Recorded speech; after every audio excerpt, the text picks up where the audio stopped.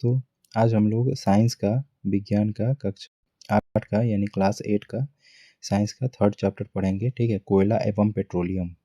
Third chapter है आपका कोयला एवं पेट्रोलियम, इसके बारे में हम लोग पढ़ेंगे। ये जो नोट्स है ध्यान रखिएगा, एनसीईआरटी का ही नोट्स है। एनसीईआरटी जो बुक है जो क्लास 8 में अब चल रहा है उसका नोट्स है। ठीक है, उसमें जो मेन मेन पॉइंट है उसको मैं एक पीडीएफ में कन्वर्ट कर दिया हूँ और उससे मैं इसको करा रहा हूँ। ठीक है, तो जो जो मेन मेन पॉइंट है उस पॉइंट को आप कॉपी पे लिख लीजिएगा और जितना बार रिपीट कीजिएगा उतना फ़ायदा होगा। ठीक है, स्कॉलरशिप एग्ज़ाम में सेम टू सेम आपको इसी पॉइंट से आएगा।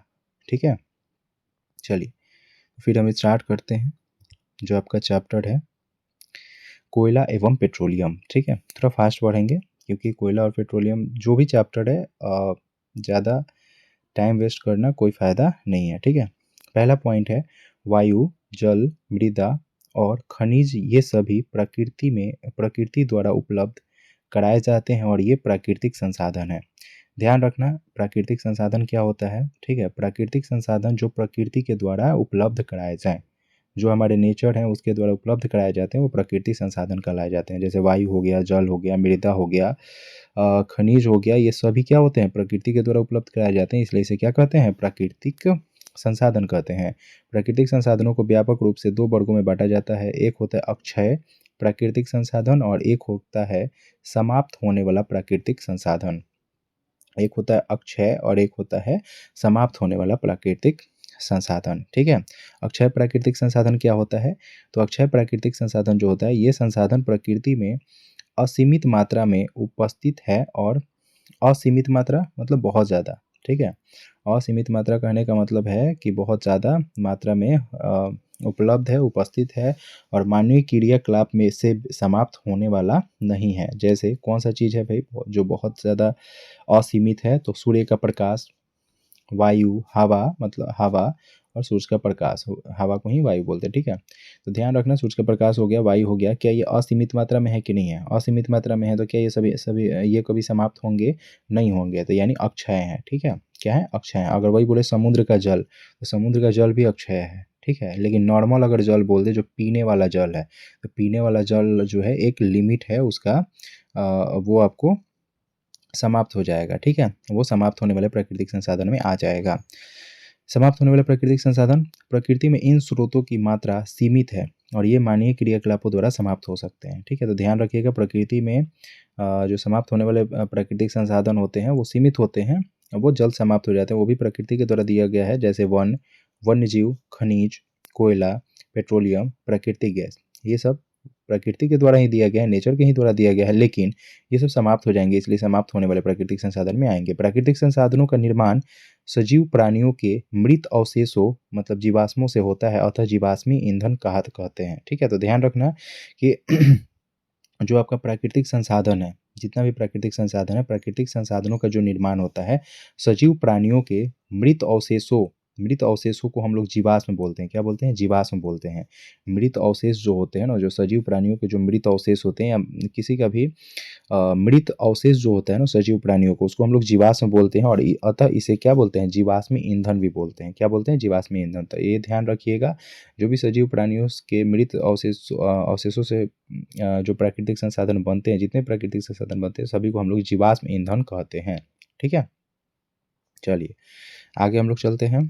आगे है कोयला। कोयला के बारे में थोड़ा पढ़ेंगे, कोयला कैसे बनता है। ठीक है, इसके बारे में हम लोग पढ़ेंगे। कोयला जो होता है उच्च दाब और ताप पर पृथ्वी के भीतर मृत पेड़ पौधे धीरे धीरे कोयले में परिवर्तित हो गए। ध्यान रखिएगा, उच्च दाब, दाब कितना रखें, उच्च, क्योंकि पृथ्वी का ये दाब है, मान लीजिए कोई भी चीज़ पे दाबेगा, दाब रखेगा तो ऊंच ही रखेगा, तो ऊंच दाब पे रखा और ताप भी ऊंच रखा। ऊंच दाब और ताप पर पृथ्वी के भीतर जो मृत पेड़ पौधे थे, जो भी पेड़ पौधे कोई कारणवश से नीचे दब गए थे, ठीक है, तो वो बहुत सालों, हजारों सालों बाद वो धीरे धीरे किस में चेंज हो गए, कोयला में परिवर्तित हो गए। और कोयला में मुख्य रूप से क्या पाया जाता है, कार्बन। ध्यान रखिएगा, कोयला में मुख्य रूप से क्या पाया जाता है, कार्बन पाया जाता है।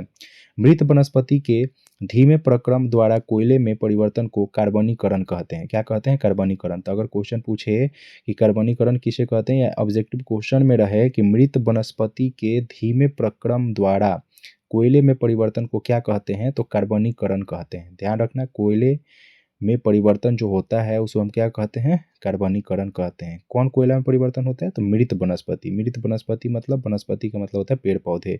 तो जो भी मरे हुए पेड़ पौधे होते हैं जो अंदर दब जाते हैं, हजारों सालों लाखों सालों बाद क्या होता है, वो कोयले में परिवर्तन हो जाते हैं। ध्यान रखना, उच्च दाब और ताप पे, ठीक है, क्योंकि ये वनस्पति के अवशेष से बना है, अतः इस कोयले को हम लोग क्या कहते हैं, जीवाश्म ईंधन कहते हैं। ये वनस्पति के अवशेष से बना है कि नहीं है, बना है, ठीक है। तो वनस्पति के अवशेष से बना है, इसलिए हम क्या बोलते हैं, इसे कोयले को हम क्या बोलते हैं, जीवाश्म ईंधन कहते हैं। अब इसका उपयोग कहाँ कहाँ होता है ये जान लो। खाना पकाने हेतु उपयोग आने वाले ईंधनों में कोयला एक है, ठीक है। इसका उपयोग रेल इंजनों को चलाने के लिए भाप बनाने में होता था पहले, अब नहीं होता है। इसका उपयोग तापीय शक्ति संयंत्र, जो भी तापीय शक्ति, जहाँ पे हमको ताप की जरूरत होती है, ठीक है, तो तापीय शक्ति संयंत्र में विद्युत उत्पन्न करने के लिए, ध्यान रखना, आज भी सबसे ज़्यादा अगर विद्युत उत्पन्न होता है तो कोयला से ही उत्पन्न होता है, ठीक है। तो इसका उपयोग तापीय शक्ति संयंत्रों में विद्युत उत्पन्न करने हेतु होता है कोयला का उपयोग। विभिन्न उद्योगों में ईंधन के रूप में भी हम लोग कोयला का उपयोग करते हैं, ठीक है। वायु में गर्म करने पर कोयला जलता है और मुख्य रूप से कार्बन डाइऑक्साइड गैस उत्पन्न करता है। ध्यान रखिएगा, जो वायु है, वायु में मुख्य रूप से जो है वायु में क्या होता है, ये मुख्य रूप से जलता है। कहाँ गया, ठीक है। तो वायु में गर्म करने पर कोयला जलता है और मुख्य रूप से क्या करता है, कार्बन डाइऑक्साइड गैस उत्पन्न करता है। उद्योग में कोयले के प्रक्रमण द्वारा कुछ उपयोगी उत्पाद प्राप्त किए जाते हैं, जैसे कोक, कोक तैयार किया जाता है, कोल तार तैयार किया जाता है और कोयला गैस तैयार किया जाता है। ध्यान रखना, कोयला को उद्योग में अलग अलग प्रक्रम के द्वारा हम लोग 3 चीज़ से तैयार करते हैं, कोक तैयार करते हैं, कोल तार तैयार करते हैं और कोयला गैस तैयार करते हैं। अब तीनों के बारे में पढ़ेंगे, कोक, कोल तार और कोयला के बारे में हम लोग पढ़ेंगे, ठीक है।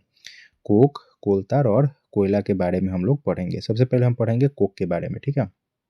कोक, यह एक कठोर, सरंध्र और काला पदार्थ होता है। कोक जो होता है एक कठोर होता है, सरंध्र होता है और काला पदार्थ होता है।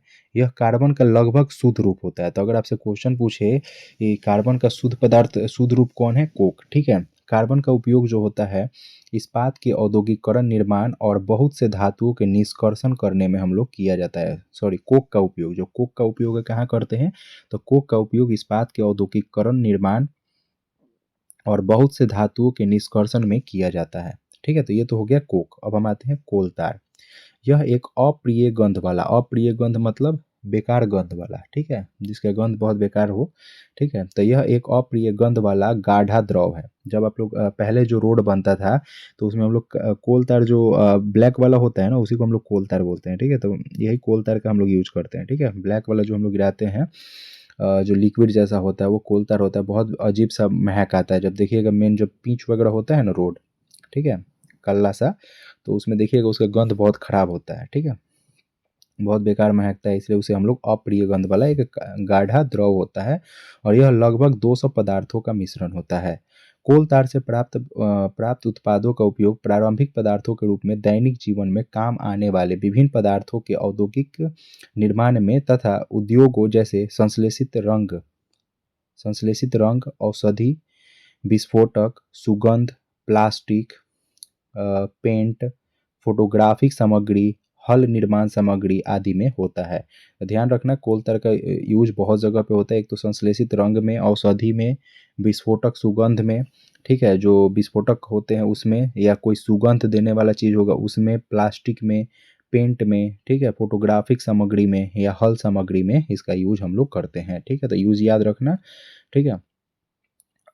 मौत और अन्य कीटों को भगाने के लिए, एक मौत कीट होता है, ठीक है, तो मौत कीट और अन्य कीटों को भगाने हेतु प्रयोग में लाई जाने वाली जो नैप्थलीन की गोली होती है, नैप्थलीन की जो गोली होती है, ध्यान रखना, नैप्थलीन की जो गोली होती है वो भी क्या है, कोल तार से ही प्राप्त की जाती है। जो नैप्थलीन की गोली किससे प्राप्त की जाती है, कोल तार से। तो ये क्वेश्चन बन सकता है कि नैप्थलीन की गोली जो है किससे प्राप्त की जाती है, कोल तार से, ठीक है। पक्की सड़कों के निर्माण में कोल तार के स्थान पर एक पेट्रोलियम उत्पाद बिटुमन का प्रयोग किया जाता है। ध्यान रखना कि पहले हम लोग क्या करते थे, पहले कोल तार का यूज करते थे, लेकिन अभी हम लोग किसका यूज करते हैं, बिटुमेन का यूज करते हैं। पहले हम लोग कोल तार का यूज करते थे, लेकिन अभी किसका यूज कर रहे हैं, बिटुमेन का यूज कर रहे हैं। ठीक है, अब आते हैं तीसरा नंबर, कोयला गैस। कोयले के प्रक्रम द्वारा कोक बनाते समय कोयला गैस प्राप्त होता है। जब कोयले के प्रक्रम हम लोग करते हैं कुछ क्रिया के द्वारा, जब हम कोक बनाते हैं, उसी कोक बनाते समय हमको क्या प्राप्त होता है, कोयला गैस प्राप्त होता है। और यह कोयला प्रक्रम संयंत्रों के निकट स्थापित बहुत से उद्योगों में ईंधन के रूप में उपयोग किया जाता है। यह जो कोयला प्रक्रम जो होता है, संयंत्रों के निकट स्थापित बहुत से उद्योगों में ईंधन के रूप में उपयोग किया जाता है। लंदन में 1810 में, ये चीज़ ध्यान रखना, ये क्वेश्चन पूछा हुआ है कि लंदन में 1810 में तथा न्यूयॉर्क में 1820 में, लंदन में 1810 और न्यूयॉर्क में 1820 के आसपास कोयला गैस का उपयोग प्रथम बार सड़कों पर रोशनी के लिए किया गया था। तो ये ध्यान रखिएगा कि लंदन में 1810 में, न्यूयॉर्क में 1820 के आसपास क्या किया गया था, कोयला गैस का उपयोग किया गया था प्रथम बार, किस लिए, सड़कों पर रोशनी के लिए किया गया था। आजकल इसका उपयोग रोशनी के बजाय ऊष्मा के स्रोत के रूप में किया जाता है। तो कोयला गैस का उपयोग आजकल कहाँ किया जाता है, ऊष्मा के स्रोत के यूज में किया जाता है। तो ये था कोयला। कोयला 3 प्रकार में हम लोग पढ़े, कौन, पहला कोक, दूसरा हम लोग पढ़े कोल तार, तीसरा पढ़े कोयला गैस। कोल तार के जगह पे आजकल हम लोग बिटुमेन का यूज करते हैं। कोयला गैस का पहले यूज हम लोग जो करते थे वो सड़कों की रोशनी पर करते थे। प्रथम बार हम लोग लंदन में 1810 में सड़कों की रोशनी पर, न्यूयॉर्क में 1820 में हम लोग इसका यूज किए थे। और आजकल इसका यूज किस में करते हैं, हम लोग ऊष्मा के स्रोत में यूज करते हैं। ठीक है, अब हम पढ़ेंगे पेट्रोलियम के बारे में। किसके बारे में पढ़ेंगे, पेट्रोलियम के बारे में। ठीक है, देखिए पेट्रोलियम क्या है, ईंधन के रूप में पेट्रोल का उपयोग हल्के स्वचालित, ठीक है, अब देखिए पेट्रोलियम के अंदर में सब चीज़ आता है, पेट्रोल हो गया, डीजल हो गया, ठीक है, मोम हो गया, ये सब सारे जो चीज़ होते हैं ना वो पेट्रोलियम से ही निकाले जाते हैं। ठीक है, तो जब भी पेट्रोलियम बोले तो इसका मतलब ये मत समझना केवल पेट्रोल, पेट्रोलियम के अंदर में पेट्रोल भी आता है, डीजल भी आता है, स्नेहक भी आता है। ठीक है, जितने ग्रीस वगैरह होते हैं वो सारे चीज़ पेट्रोलियम के ही अंदर में आते हैं। ठीक है, तो ईंधन के रूप में पेट्रोल का उपयोग पेट्रोल के बारे में पढ़ ले कि ईंधन के रूप में जो पेट्रोल का उपयोग हम लोग करते हैं, किसमें करते हैं, हल्के स्वचालित वाहनों जैसे मोटरसाइकिल, स्कूटर और कारों में होता है। तो हल्के वाहन में करते हैं, हल्के वाहनों में किसका उपयोग किया जाता है, पेट्रोल का, किसका यूज किया जाता है, पेट्रोल का। और भारी मोटर वाहनों जैसे ट्रक, ट्रैक्टर और ट्रैक्टरों को चलाने के लिए किसका यूज किया जाता है, डीजल का। ध्यान रखना है, जब भी भारी वाहनों को चलाना होगा, भारी मोटर वाहनों को चलाना होगा तो किसका यूज करेंगे, डीजल का। ठीक है, ये ईंधन प्राकृतिक स्रोत से प्राप्त होते हैं जिसे पेट्रोलियम कहते हैं। ये जो भी ईंधन है, डीजल और पेट्रोल, ये कहाँ से प्राप्त होते हैं, प्राकृतिक स्रोत से प्राप्त होते हैं, और जिसे हम लोग क्या कहते हैं, पेट्रोलियम कहते हैं। पेट्रोलियम शब्द की उत्पत्ति पेट्रा, पेट्रा मतलब होता है चट्टान, पेट्रा मतलब चट्टान, एवं ओलियम का मतलब होता है, एवं ओलियम का मतलब क्या होता है, तो ओलियम का जो मतलब होता है आपका वो होता है तेल। ओलियम का मतलब क्या होता है, तेल। तो पेट्रोलियम की शब्द की उत्पत्ति जो है पेट्रा यानी चट्टान एवं ओलियम यानी तेल से हुई है, क्योंकि ये जमीन के नीचे की चट्टानों के मध्य से निकला है। ध्यान रखना, जो पेट्रोलियम है कहाँ रहता है, जमीन के नीचे जो चट्टान होती है उसी के बीच में से ये पेट्रोलियम निकलता है। पेट्रोलियम का निर्माण जो है समुद्र में रहने वाले जीवों से हुआ है, जो समुद्र में रहने वाले जीव हैं उससे हुआ है पेट्रोलियम का निर्माण। ठीक है, जब ये जीव मृत हुए, इनके शरीर समुद्र के पैंदे में, पैंदे मतलब पेंदी में, पेंदी में जाकर जम गए और फिर रेत तथा मिट्टी के तहों से ढक गए। ठीक है, तो जो भी समुद्री जीव जंतु होंगे, ठीक है, वो क्या होते हैं, मरने के बाद पहले उनके पेंदी में जाकर बैठ जाते हैं, बैठने के बाद उसके ऊपर रेत आ जाते हैं, रेत के बाद कोई मिट्टी के तह बनते जाते हैं, बनते जाते हैं, बनते जाते हैं, हजारों सालों बाद, लाखों सालों बाद क्या होता है, लाखों वर्षों में, ठीक है, लाखों वर्षों में वायु की अनुपस्थिति, वहाँ पे वायु तो रहती नहीं है, हवा रहती नहीं है, तो वायु की अनुपस्थिति, उच्च ताप, ठीक है, और उच्च दाब ने मृत जीवों को पेट्रोलियम और प्राकृतिक गैस में परिवर्तित कर दिया। तो ध्यान रखिएगा, लाखों वर्षों में वायु की अनुपस्थिति, वायु की अनुपस्थिति मतलब वहाँ वायु नहीं होती है, ठीक है, लेकिन उच्च ताप और उच्च दाब होता है। ठीक है, धरती के नीचे सिंपल है कि उच्च ताप और उच्च दाब होता है, इसलिए जो मृत जीव होते हैं, अब मान लो ताप ज़्यादा होगा और दाबेंगे, जैसे गैस हमारा होता है, एलपीजी जो गैस होता है सिलेंडर वाला, उसमें क्या होता है, उसमें तो लिक्विड गैस होता है, लेकिन उसमें गैस होता है, लेकिन वो लिक्विड में कैसे हो जाता है? तो हम लोग क्या करते हैं, उसको प्रेशर देते हैं, उच्च दाब रखते हैं, तो उच्च दाब की वजह से वो क्या हो जाता है, लिक्विड में चेंज हो जाता है। तो ध्यान रखना, उच्च ताप और दाब की वजह से जो मृत जीव होते हैं वो किस में चेंज हो जाते हैं, लिक्विड में। ठीक है, तो पेट्रोलियम में, और जो ऊपर वाला साइड है उस पे प्राकृतिक गैस हो जाता है। ठीक है, सबसे नीचे में पेट्रोलियम होता है, ऊपर क्या रहता है, प्राकृतिक गैस में परिवर्तित कर दिया, ऐसे ही हो जाता है। ठीक है, इसके बाद है तेल और गैस। तेल और गैस जल से हल्का होता है। जो तेल और गैस होता है ना, तेल और जो गैस होता है वो जल से हल्का होता है। ठीक है, सबसे ऊपर प्राकृतिक गैस होता है, उसके नीचे पेट्रोलियम होता है, और पेट्रोलियम, फिर उसके नीचे तेल, और फिर सबसे नीचे जो होता है वो क्या होता है, जल होता है। सबसे नीचे क्या होता है, जल होता है। तो ध्यान रखना, सबसे ऊपर प्राकृतिक गैस होता है, उसके नीचे पेट्रोलियम तेल होता है, उसके सबसे नीचे जो होता है जल होता है। ठीक है, विश्व का पहला तेल का कुआं, विश्व का पहला तेल का कुआं जो पेंसिल्वेनिया, कहाँ पे है, पेंसिल्वेनिया अमेरिका में 1859 में ड्रिल किया गया था। तो सबसे पहला जो तेल का कुआं था विश्व का, वो था पेंसिल्वेनिया, जो कहाँ था, अमेरिका में। और कब वो खोदा गया था, 1859 में ड्रिल किया गया था। 8 वर्ष बाद 1867 में असम के, ठीक है, मतलब इसके जस्ट बाद 1859 में वहाँ खोदा गया।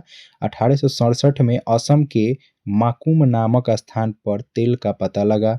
और भारत में तेल असम, गुजरात, बॉम्बे हाई और गोदावरी तथा कृष्णा नदियों के बेसिन पर पाया जाता है। तो अगर आपसे क्वेश्चन पूछे कि भारत में तेल कहाँ कहाँ पाया जाता है, तो आपको कहाँ कहाँ पाया जाता है, तो असम में पाया जाता है। ठीक है, गुजरात में, बॉम्बे हाई में और गोदावरी तथा कृष्णा नदियों के बेसिन में पाया जाता है। ठीक है, अब देखिए पेट्रोलियम का परिष्करण कैसे करते हैं, मतलब कैसे हम पेट्रोलियम प्राप्त करते हैं। पेट्रोलियम गहरे रंग का तैलीय द्रव है और इसकी गंध जो होती है अप्रिय होती है।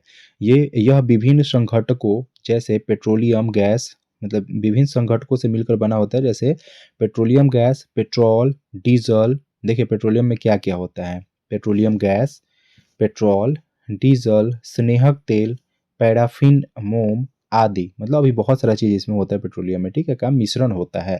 पेट्रोलियम के विभिन्न संघटकों प्रभाजों को पृथक करने का प्रक्रम जो होता है वो परिष्करण कहलाता है। ध्यान रखिएगा, पेट्रोलियम से अलग अलग, अब पेट्रोल अलग प्राप्त करना पड़ेगा, पेट्रोलियम गैस अलग प्राप्त करना पड़ेगा, डीजल अलग प्राप्त करना है, स्नेहक तेल अलग प्राप्त करना है, पैराफिन मोम अलग प्राप्त करना है। तो उसको अलग अलग हम करने के लिए जो हम संघटक या प्रभाजों को पृथक करने के लिए जो हम प्रक्रम करते हैं, जो प्रक्रिया अपनाते हैं, उसी को हम क्या करते हैं, परिष्करण कहते हैं, मतलब शुद्धिकरण कहते हैं। यह कार्य पेट्रोलियम परिष्करणी में संपादित किया जाता है। पेट्रोलियम परिष्करणी क्या कहा जाता है, तो देखिए ये एक बहुत बड़ा टैंक होता है। उस टैंक से ही क्या होता है, सब अलग अलग किया जाता है। फिर अलग अलग टैंक होता है, पेट्रोल का टैंक अलग होता है, डीजल का टैंक अलग होता है, पैराफिन मोम का टैंक अलग होता है। ठीक है, तो सबके अलग अलग एरिया में, मतलब कुछ मान लो सबसे नीचे जल होगा, उसके ऊपर मतलब पेट्रोलियम में, ठीक है, अलग अलग उसका बाटा होता है कि सबसे ऊपर में प्राकृतिक गैस होगा, तो ऊपर जो नोजल लगा होगा वो जाएगा और वो जाके प्राकृतिक गैस वाले बॉक्स में चला जाएगा, तो उसमें प्राप्त हो जाएगा प्राकृतिक गैस। उससे नीचे में पेट्रोल होगा, उससे नीचे में डीजल होगा, जो भारी है तो नीचे होगा। ठीक है, तो ऐसे कर करके सबको अलग कर लिया जाता है। ठीक है, पेट्रोलियम और प्राकृतिक गैस से अनेक उपयोगी पदार्थ प्राप्त किए जाते हैं और इन्हें पेट्रो रसायन कहते हैं। तो अगर पेट्रोलियम से और प्राकृतिक गैस से जो भी उपयोगी पदार्थ प्राप्त किए जाते हैं उन्हें हम क्या कहते हैं, पेट्रो रसायन। क्या कहा जाता है, पेट्रो रसायन। इनके उपयोग अपमार्जक, रेसे, रेसे मतलब पॉलिस्टर, नाइलॉन, एक्रिलिक आदि, पॉलीथीन और अन्य मानव निर्मित प्लास्टिक आदि के औद्योगिक निर्माण में किया जाता है। तो ध्यान रखना, पेट्रोलियम से ही हम क्या बनाते हैं, अपमार्जक बनाते हैं, रेसे बनाते हैं। रेसे में पॉलिस्टर, नाइलॉन, एक्रिलिक, पॉलीथीन और अन्य मानव निर्मित प्लास्टिक आदि का औद्योगिकरण निर्माण में किया जाता है। प्राकृतिक गैस से प्राप्त हाइड्रोजन गैस, ध्यान रखना, प्राकृतिक गैस से प्राप्त जो हाइड्रोजन गैस का उपयोग उर्वरकों यानी यूरिया के उत्पादन में करते हैं। ठीक है, तो ध्यान रखना, प्राकृतिक गैस से जो हमको हाइड्रोजन गैस प्राप्त होता है उसे हम किसका यूज करते हैं, किसका निर्माण करते हैं, तो यूरिया के उत्पादन में किया जाता है। अपने बहुत अधिक व्यावसायिक महत्व के कारण पेट्रोलियम को काला सोना कहा जाता है, ब्लैक गोल्ड बोला जाता है। क्या बोला जाता है, ब्लैक गोल्ड।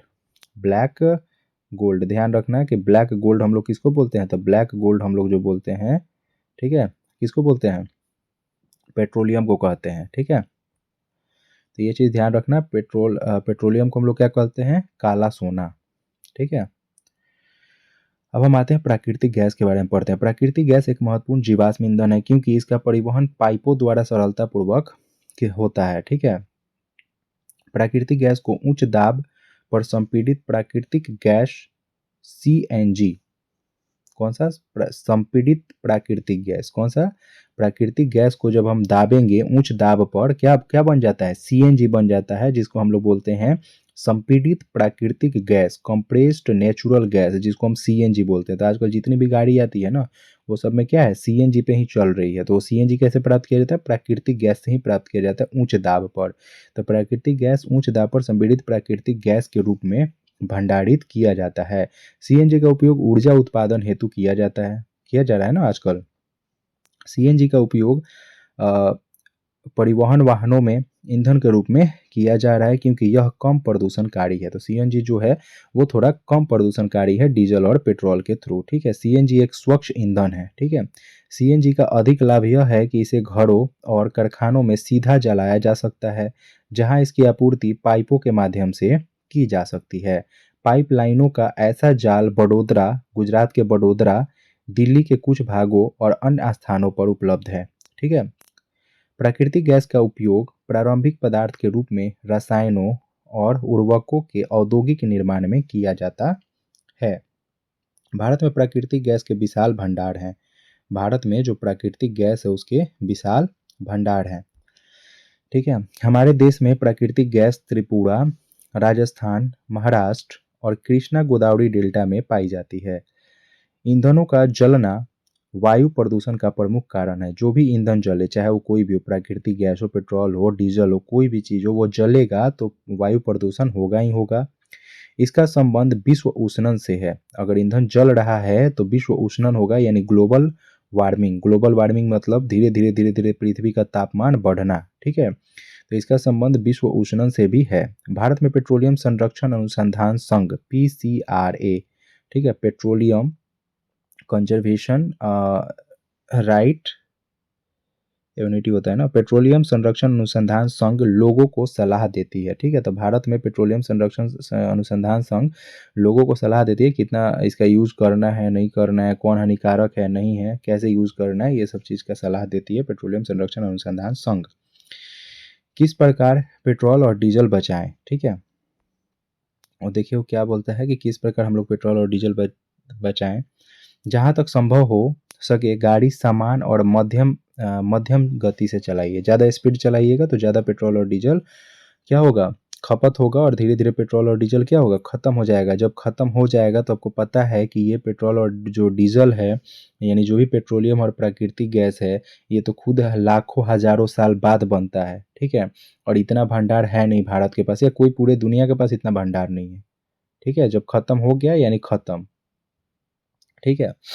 फिर आपको दूसरे ईंधन पे आपको जाना पड़ेगा। और पेट्रोल डीजल आपको पता है बहुत ज़्यादा इंपॉर्टेंट है क्योंकि आपकी ट्रेन जो पहले की थी वो डीजल पे ही चलती थी, अब ना धीरे धीरे इलेक्ट्रिक पे आ गई है, ठीक है। फिर भी आज भी ज़्यादा ऊंचाई पे पहाड़ वगैरह पे चढ़ना हो तो इलेक्ट्रिक वाला काम नहीं होता है, वहाँ पे क्या होता है, वहाँ पे डीजल वाला आपका काम होता है, ठीक है। जीवाश्म ईंधन समाप्त होने वाले संसाधन है। जो जीवाश्म ईंधन है वो समाप्त होने वाले संसाधन है। यहाँ पे लिखा भी है वही चीज़ कि जो पेट्रोल वगैरह होता है ये समाप्त होने वाले संसाधन है। यातायात लाइटों पर अथवा जहां आपको प्रतीक्षा करना हो गाड़ी का इंजन बंद कर देना चाहिए, ठीक है। टायरों का दाब जो है सही रखना चाहिए। टायर में जो है हवा ज़्यादा रहेगा, अगर प्रॉपर रहेगा तो सिंपल है कि पेट्रोल और डीजल ज़्यादा खर्च नहीं होगा। अगर कम हवा रहता है तो पेट्रोल और डीजल ज़्यादा लगता है। गाड़ी का नियमित रख रखाव सुनिश्चित करें। गाड़ी का जो नियमित रख रखाव होता है वो सुनिश्चित करें, समय पे उसको सर्विसिंग करें। अब हम आते हैं पेट्रोलियम के विभिन्न संघटक और इसके उपयोग, ठीक है। तो पेट्रोलियम के विभिन्न संघटक और उसके उपयोग के बारे में जानते हैं। द्रवित पेट्रोलियम गैस, कौन सा, द्रवित पेट्रोलियम गैस जिसको बोलते हैं एलपीजी, जो हम लोग सिलेंडर में भरते हैं। तो घरों और उद्योगों में ईंधनों के रूप में हम लोग एलपीजी का यूज करते हैं जो सिलेंडर में भरा होता है। पेट्रोल मोटर मोटर मोटर ईंधन शुष्क धुलाई के लिए विलायक के रूप में यूज किया जाता है पेट्रोल, ठीक है। मिट्टी का तेल स्टोव में, लैंप में, जेट वायुयान का ईंधन में, इस सब में हम लोग यूज किसे करते हैं? मिट्टी के तेल। डीजल का यूज कहाँ करते हैं? भारी मोटर वाहनों और विद्युत जनित्र के ईंधन के लिए। विद्युत जनित्र ईंधन मतलब वो जनरेटर होता है उसमें, ठीक है। स्नेहक तेल का यूज हम लोग स्नेहन में करते हैं। पैराफिन मोम का यूज हम लोग मरहम बनाने में, मोमबत्ती बनाने में, भैसलिन बनाने में हम लोग पैराफिन मोम का यूज करते हैं। बिटुमेन का यूज कहाँ करते हैं? पेंट व सड़क निर्माण करने में हम लोग बिटुमेन का यूज करते हैं, ठीक है। अब लास्ट पॉइंट है, जीवाश्म ईंधन प्रयोगशाला में नहीं बनाया जा सकता। ये चीज़ ध्यान रखिएगा, जो जीवाश्म ईंधन है उसको हम प्रयोगशाला में नहीं बना सकते हैं, ठीक है। तो ये आपका टोटल इस पॉइंट पूरे चैप्टर का जो भी मेन मेन पॉइंट था हमने समझा दिया, ठीक है। कोयला और पेट्रोलियम, ठीक है। मिलते हैं नेक्स्ट चैप्टर में आपसे। Thank you.